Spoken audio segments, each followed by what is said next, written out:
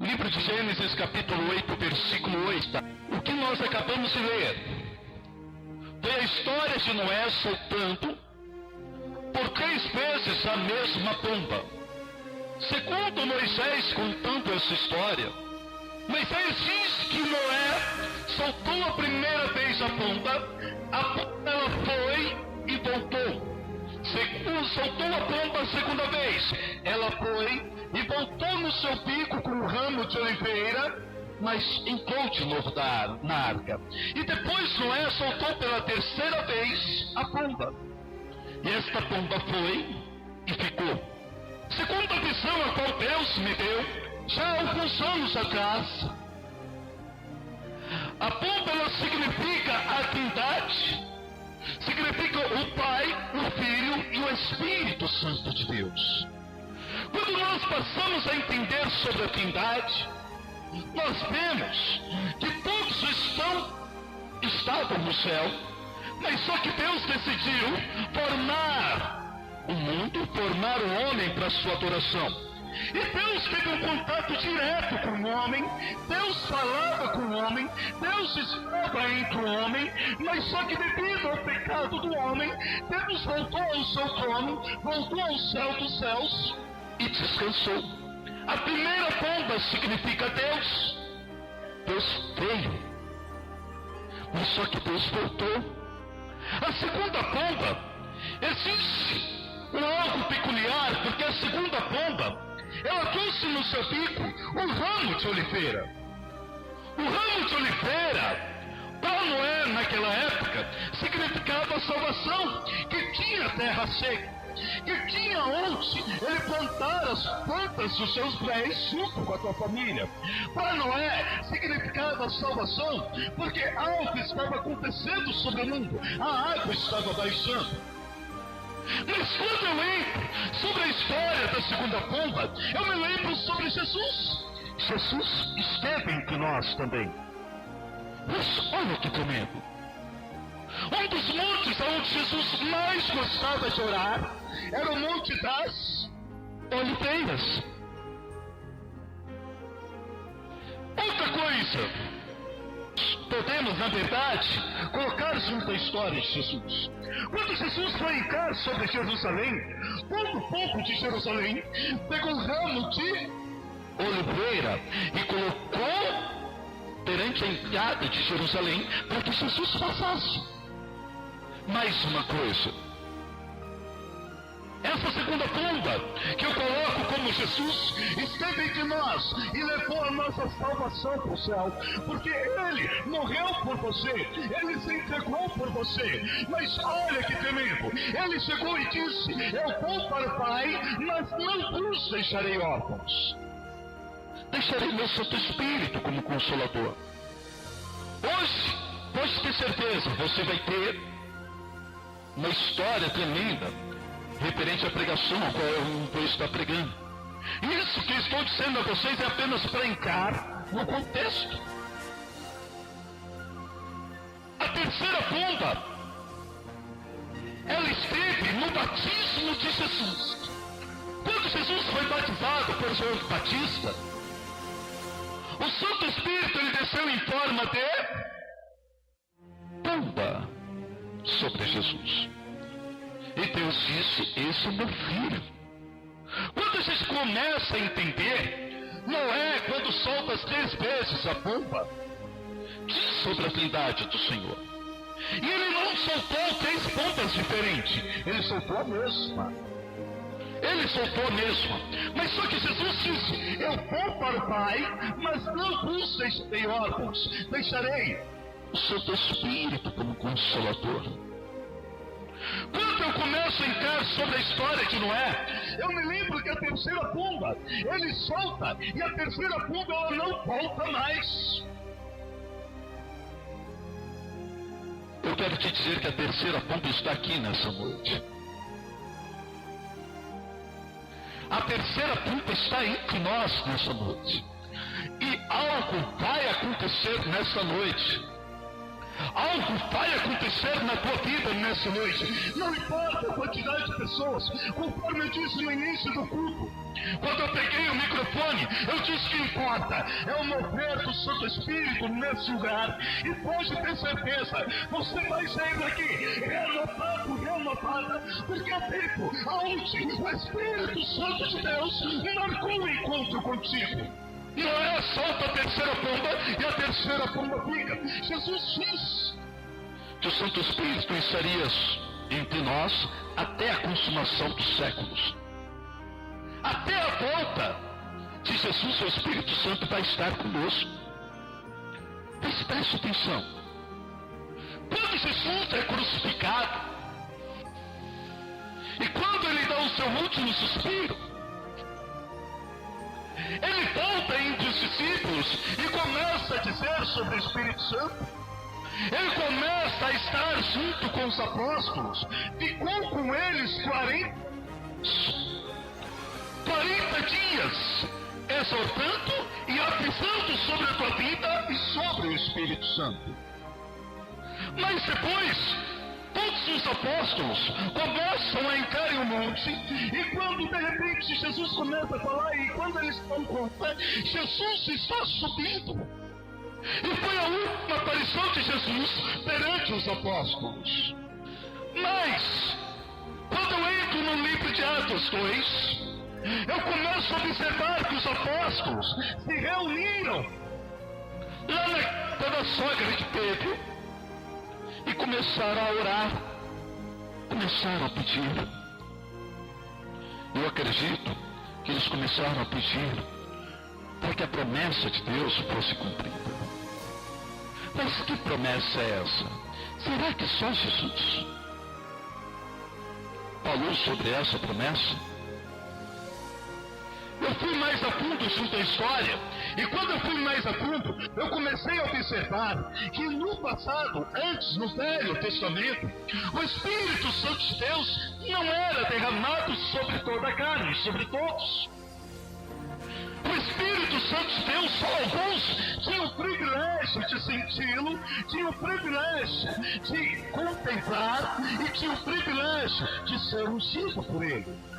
Quando fui mais adentro, eu vi que o primeiro homem que teve unção do Espírito Santo foi Moisés. Moisés teve a primeira unção. Mas depois Moisés, aí direcionando o povo, se sentiu cansado. Moisés se cansou. Moisés começa a comentar com o teu sogro, e o teu sogro chega a Moisés e diz: olha, Moisés, faz o seguinte, separa 70 homens para te ajudar. Aí Moisés olha para o sogro dele e fala: eu não faço nada sem confirmação de Deus. Eu não faço nada sem a confirmação de Deus. Você é meu sogro, eu te respeito, mas só que eu não vou agir sem que Deus primeiro confirme. Deixa eu explicar uma coisa. Quantas e quantas vezes você tem agido sem confirmação de Deus, bate a cara e depois questiona com Deus? Está na hora de você tomar a atitude de Moisés, fazer somente o que Deus confirma e o que Deus manda. Quando Deus confirmar, você toma a sua atitude e faz. Porque muitas vezes você tem quebrado a cara por não saber orar, pedir confirmação de Deus. Moisés foi ao monte e pediu confirmação de Deus. Deus se apresenta a Moisés e fala: pois bem, Moisés, separa 70 homens, escolhe. Aí Moisés começa a falar com Deus, e Moisés fala da seguinte forma: Senhor, então tudo bem. Então o Senhor vai derramar do teu Espírito sobre os 70 para estar mestrando. Deus fala para Moisés: não. O Espírito que está sobre você será derramado através deles.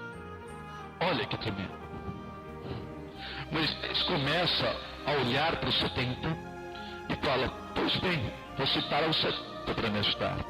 E Moisés faz uma reunião, e nessa reunião não aparecem os 70 homens, aparecem 68.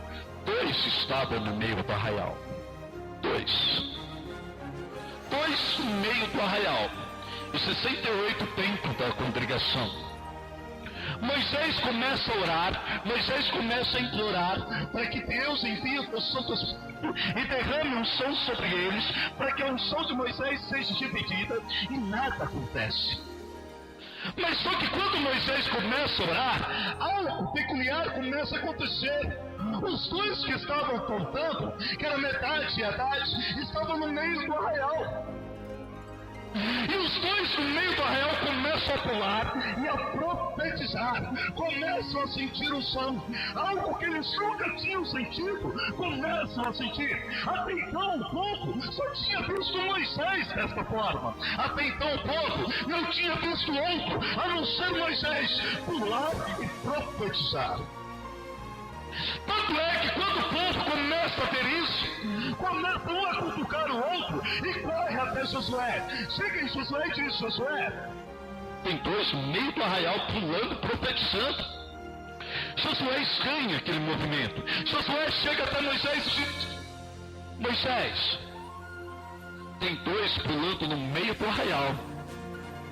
Tem dois profetizando no meio do arraial. Eu acredito que quando Moisés vira para Josué, passa na mente de Josué: que povo fofoqueiro, por que ao invés de estar orando, está olhando a vida do teu vizinho? Ei, não me importa se você pula, não me importa se você grita, o que me importa é que você sinta a presença do Espírito Santo de Deus. Deixe o teu vizinho de lado, não importa o que ele pensa, não importa o que ele fala, o que importa é a tua posição com Deus. Moisés olha para Josué e diz: por acaso você tem ciúmes de mim, Josué? Vamos até o meio do arraial. E no meio do arraial, os 70 foram batizados com o Espírito Santo. Por aí nós passamos a entender que sacerdotes e profetas eram ungidos de Deus e eram batizados com o Espírito Santo. Aí depois nós vamos ver uma outra classe, que era a classe de reis. Saul, quando foi ungido por Samuel, sentiu tão forte a presença de Deus, começou a dançar, e ele foi aparecer em outro lugar falando em línguas, que era uma língua estranha que ninguém entendia, e ele dançava e tinha visões. Saul foi batizado com o Espírito Santo de Deus. De reis, Saul, quando foi ungido por Samuel, sentiu tão forte a presença de Deus, começou a dançar, e ele foi aparecer em outro lugar falando em línguas, que era uma língua estranha que ninguém entendia, e ele dançava e tinha visões. Saul foi batizado com o Espírito Santo de Deus. Aí quando a gente vai um pouquinho mais longe, a gente começa a entender que até então somente reis, profetas, sacerdotes recebiam o som de Deus, recebiam o som do Espírito Santo. Mas só que no decorrer do tempo apareceu um profeta que todos chamariam ele de louco. Esse profeta se chama Joel. Lá no livro de Joel 2, diz que Deus se apresenta a Joel e diz: Joel, você pega tamborim, sai no meio da cidade, começa a tocar tamborim e começa a gritar: eis que no final dos tempos o meu Espírito será derramado sobre toda a carne, velhos e mancebos terão visão, profetizarão e falarão em línguas. Ei, Joel, vai pro meio da cidade, começa a tocar tamborim, toca tamborim e profetiza. Acredita que quando Joel escuta isso do Senhor, o Joel começa a olhar e falar: Senhor, como eu poderei profetizar isso? E Deus lembra sobre a difícil do profeta que está em Ezequiel: você tem que fazer o que eu mando. Abre a tua boca e profetiza. Abre a tua boca e fala aquilo que eu coloco, porque quem se responsabiliza sou eu. Quantas vezes Deus tem colocado algo em tua boca e você tem se calado? Quantas vezes Deus quer entregar algo e você tem se fechado? Ei, o que Deus tem te entregue Deus vai te cobrar amanhã. Conforme está em Ezequiel 33 dias. Enquanto Deus coloca em tua boca, é para você abrir a tua boca e falar. Se você segurar, olha que coisa tremenda. Deus vai cobrar o sangue da tua cabeça. Deus vai cobrar de você. Ei, por que você tem se segurado? Por que você tem se fechado? Deus tem te cobrado o seguinte: te levantou como uma atalaia sobre essa terra e como profeta, e muitas vezes você tem fechado a tua boca e não tem agido conforme Deus tem mandado, e Deus vai te cobrar. Não importa o que pensem ou o que deixem de pensar, o que importa é que você estará fazendo a obra do Senhor. Até quando Deus vai te cobrar? Até quando Deus vai te cobrar? Joel atuou conforme um profeta.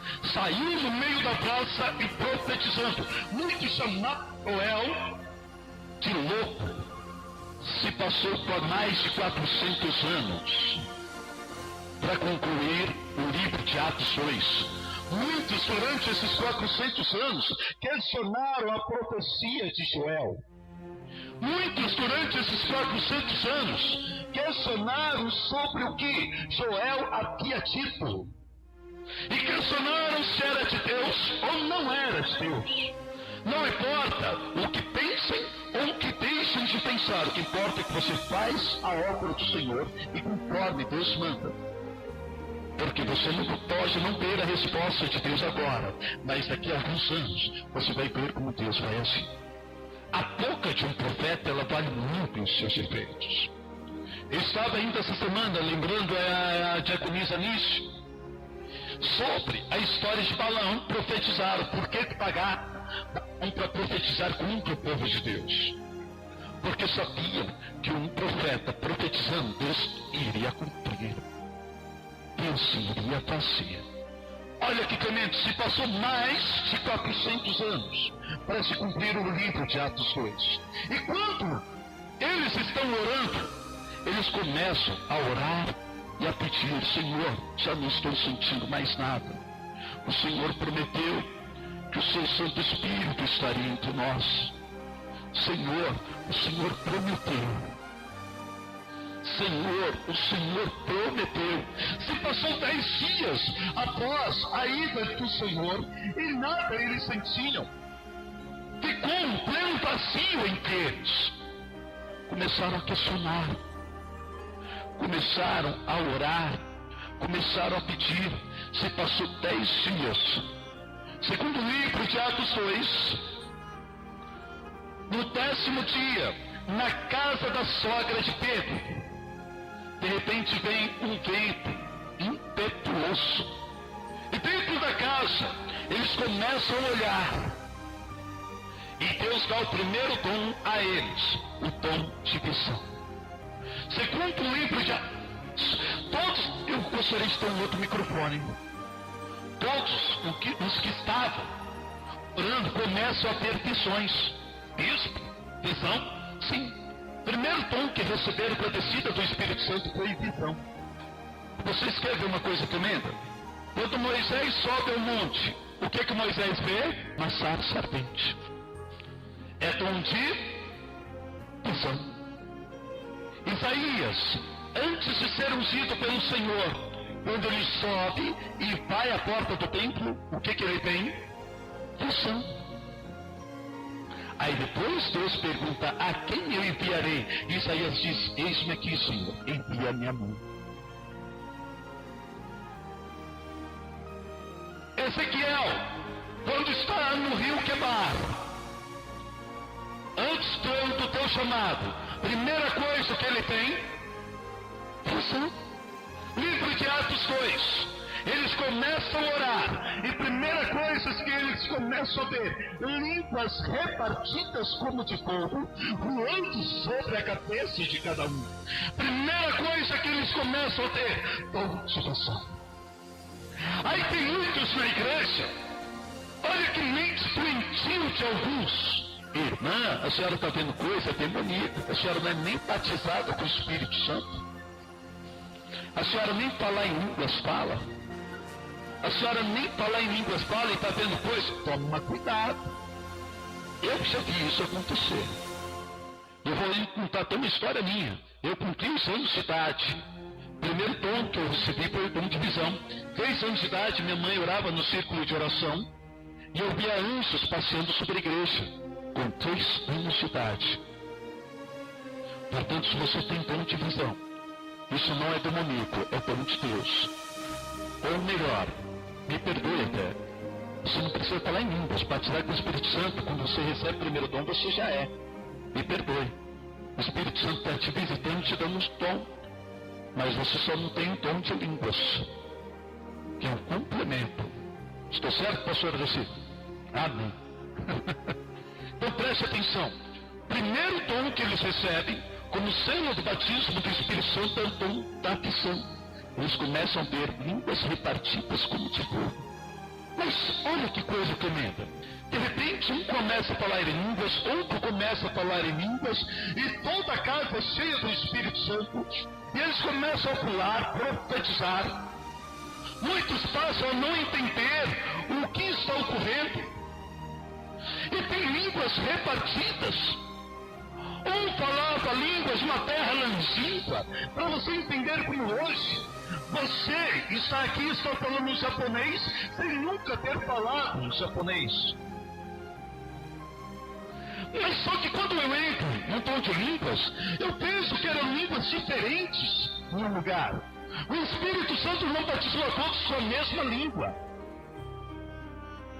Não batizou a todos com a mesma língua. Eram línguas diferentes. E tem igrejas por aí que quando eu entro na igreja, ou quando eu escuto, é curioso, eles falam todos a mesma língua. Tem algo errado. Eu falo em línguas por ser batizado, muitas vezes Deus até renova, porque eu falo em línguas diferentes. Tem algo errado. Eu não falo por ouvir e por aprender aquela língua. Eu falo por sentir o Espírito Santo. Tem algo errado. Esse tempo atrás, o meu filho até falava direitinho a língua de um missionário. Falava direitinho, do mesmo jeito. O dom de línguas estranhas, ele tem pelo Espírito Santo um dom diferente. Tem igrejas que o povo, ele não é batizado com línguas estranhas, mas copia a língua do seu dirigente. Quando você começa a reparar, é a mesma língua, fala do mesmo jeito. Tem algo estranho. Tem algo estranho. Mas olha que tremendo. Eles foram batizados com línguas estranhas. E aonde os apóstolos iam, o batismo com o Espírito Santo, o dom de falar em línguas, os acompanhava. Pedro passou por vários lugares de batismo com o Espírito Santo, e o dom de falar em línguas o acompanhou. Muitos eram batizados. Paulo, por onde passou, houve batismo com o Espírito Santo. Mas só que se passou mais ou menos 300 anos depois do batismo do Espírito Santo. O batismo do Espírito Santo começou a ser esquecido, deixado de lado. A promessa de Joel, a promessa de Jesus, começou a ser deixada de lado. Quando o homem chegou nos seus 44 anos, esse homem é um grande líder, com o nome de Constantino. Ele, em uma das suas guerras, ele diz que viu uma cruz no alto do monte, e essa cruz pegava fogo. E ele disse que Deus falou com ele, e ele passou ao lado do cristianismo. Mas só que como ele era um grande líder, ele uniu todas as religiões. E foi da onde nasceu a Igreja Católica. Mas só que algo importante na vida do cristão foi deixado para trás. O dom da língua. O batismo com o Espírito Santo. A Igreja Católica começou a predominar. Houve a Inquisição. houve grandes coisas, mas o dom do batismo do Espírito Santo, que é bíblico, foi deixado de lado, foi abandonado. Algo importante que os cristãos sentiam foi deixado do outro lado. Não se sentiam mais a presença do Senhor. Não se sentiam mais aquela coisa gostosa de falar em línguas, de ter dons de visão, de ter dons de cura. Não se sentiam mais